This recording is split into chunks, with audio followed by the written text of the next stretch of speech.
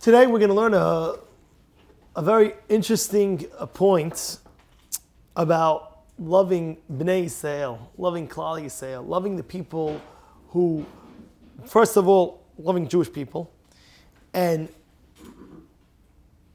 not forgetting the people who are growing in Torah and mitzvot.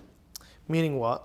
He writes over here that when you love Bnei Yisrael, when you love Klal Yisrael, you love Hashem.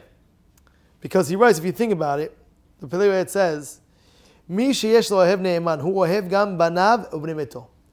If you have a person in your life that, he's the best guy and there's that, and he has kids, and he has grandkids, if you ever see fathers, like older fathers, and they say, oh, what's your name?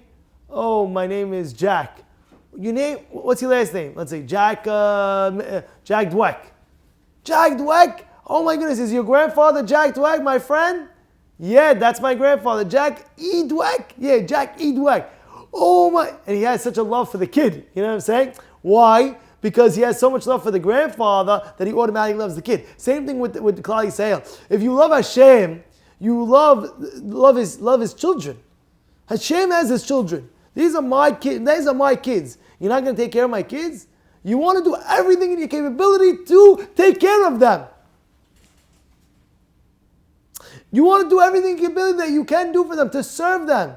That's really a higher level of just, we're speaking about loving Hashem. There's even a higher level of thinking to yourself, like, oh, wow, I love Bnei Yisrael. Bnei Yisrael is amazing. You're the chosen people. Wow, Hashem chose you. You're His child. If you're my Creator's child, if you're Hashem's child, I want to help you. I want to do for you. I want to try as much as I can to guide you or to do whatever I can to make your life better. That's a real wow. Hashem says, whoa, like it says, Kol Yisrael arevin zelazeh. All Klal Yisrael is a one, really, in essence. It's like, I'll give you an example. We're on a boat. Imagine you're on a boat. You're on a big boat of 1,000 people. Now you have one guy in the boat, and he's in his room, and he's drilling a hole in the bottom of the boat. He's drilling. So you say, "Oh, what are you doing? Hello, you're in your room, but you're drilling a hole. You're gonna sink the whole boat." He says, "Listen, I paid for my room. This is my room. I can do what I want. Don't tell me what I can do." And now he's drilling a hole. He's going to take down the whole boat. It's the same thing. Bnei Yisrael.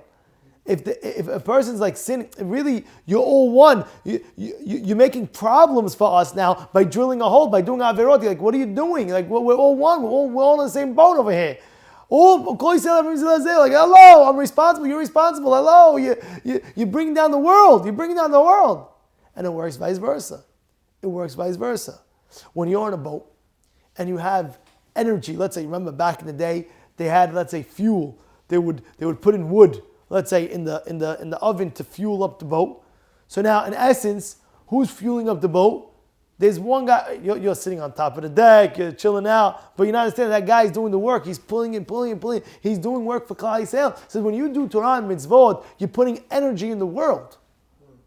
It's not a joke. When you put energy in the world, good energy, good vibe in the world, you're literally when it says Al Shloshah Devarim Ha'olam Amen, when it says on three things the world stands on, it's not a joke. It's not like metaphor. Yeah, it says Al Torah, Al Avodah, Al Gmul Hasadim. It speaks about your prayers is the avodah nowadays. Your Torah learning, your chesed that you do is literally holding up the world. Now you might say, "What do you mean? How is mine?" No, you bring energy. Let's say, for example, you see your phone. You ever see your phone? Like, let's say, for example, it's charging. Let's say, is it on 50%? Is it on 100%? Is it 90%? Is it 2%?